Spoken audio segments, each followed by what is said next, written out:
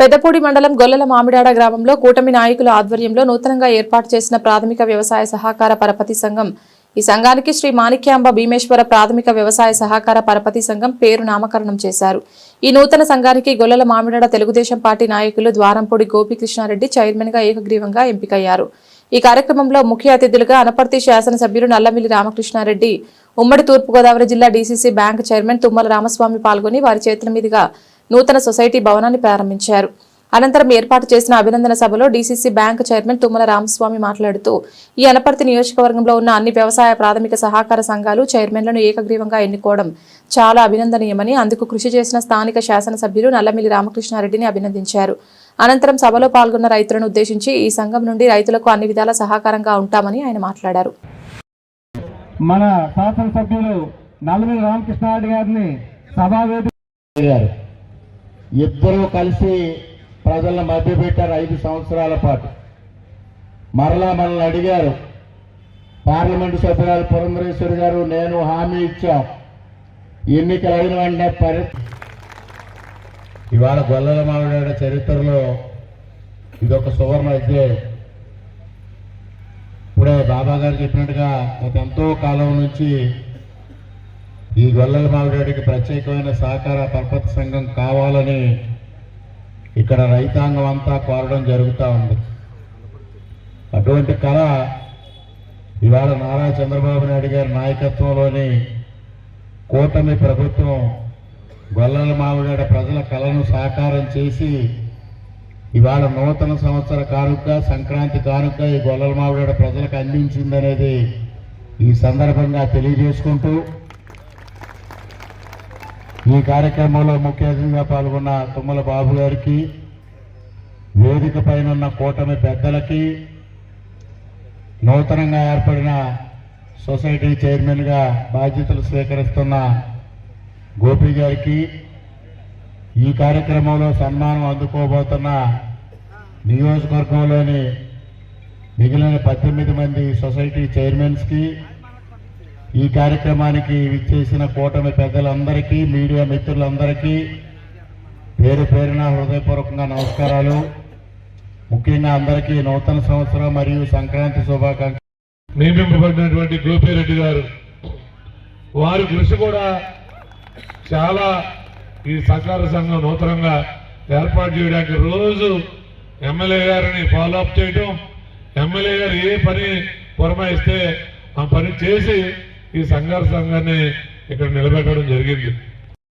సాలోతో మన శాసనసభ్యులు గారు గోపి గారికి అభినందన చేస్తున్నారు। అలాగే చైర్మన్ గారు బాబు గారు పౌర్ణమాలతో అభినందన చేస్తూ ఉన్నారు।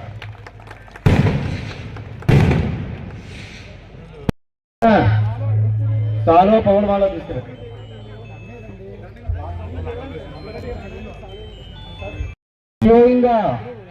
ప్రజలకే అంకితమై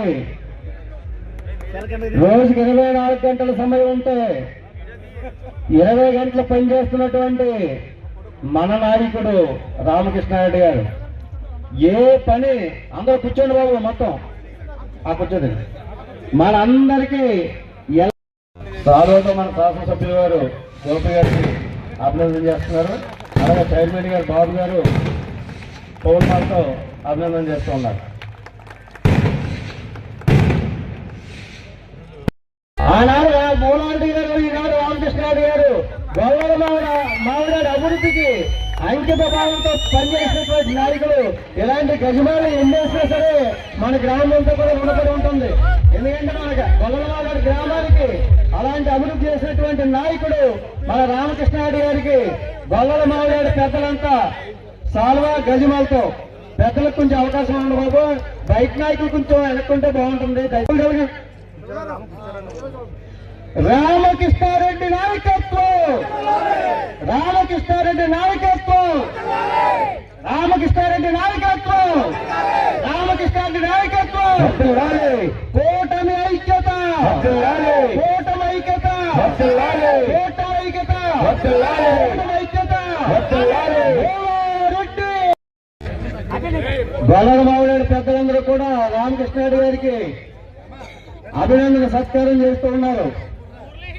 కూటమి నాయకుల మధ్య గొల్లల మామిడి పెద్దలందరూ కూడా కృతజ్ఞత భావంతో గత ఎంతో కాలంగా దాదాపు 40-50 ఏళ్ళ నుంచి గొల్లల మామిడాడులో ఒక ప్రత్యేకమైన సహకార పరపతి సంఘం కావాలి అని ప్రజలందరూ ఆకాంక్షిస్తూ ఉన్నారు. ముఖ్యంగా రైతులు ఆకాంక్షిస్తూ ఉన్నారు. వారి ఆకాంక్షకు అనుగుణంగా ఇవాళ కూటమి ప్రభుత్వం ఇచ్చిన తర్వాత గొల్లల మామిడాడులో ఒక వ్యవసాయ సహకార పరపతి సంఘాన్ని ప్రభుత్వం ఏర్పాటు చేయడం జరిగింది. దీనికి మాణిక్యాంబ భీమేశ్వర వ్యవసాయ సహకార పరపతి సంఘం అని నామకరణం చేయడం జరిగింది. దానికి మొట్టమొదటి అధ్యక్షులుగా గోపీకృష్ణారెడ్డి గారిని ప్రభుత్వం నియమించడం జరిగింది. వారికి హృదయపూర్వకంగా శుభాకాంక్షలు తెలియజేసుకుంటూ ఏదైతే రైతాంగం ఆకర్షించారో వారికి సంబంధించిన కార్యక్రమాలన్నీ ఈ సొసైటీ PACS అత్యద్భుతంగా నిర్వహించాలని అందరినీ కోరుకుంటూ, అదేవిధంగా ఈరోజు నియోజకవర్గంలో PACS అధ్యక్షులుగా నియమితులైన 19 మందికి ఈ వేదికపై నుంచి అభినందన కార్యక్రమాన్ని కూడా కూటమి నాయకులందరూ సంకల్పించి చేయడం జరిగింది. ముఖ్యంగా దీనిపైన ఒక బృహత్తరమైన కార్యక్రమం ఉంది. ముఖ్యంగా రైతాంగానికి సంబంధించి అనేక సమస్యలు ఉన్నాయి. ముఖ్యంగా ఏదైతే ఇవాటి కాలంలో అధికమైన ఎరువుల వాడకం,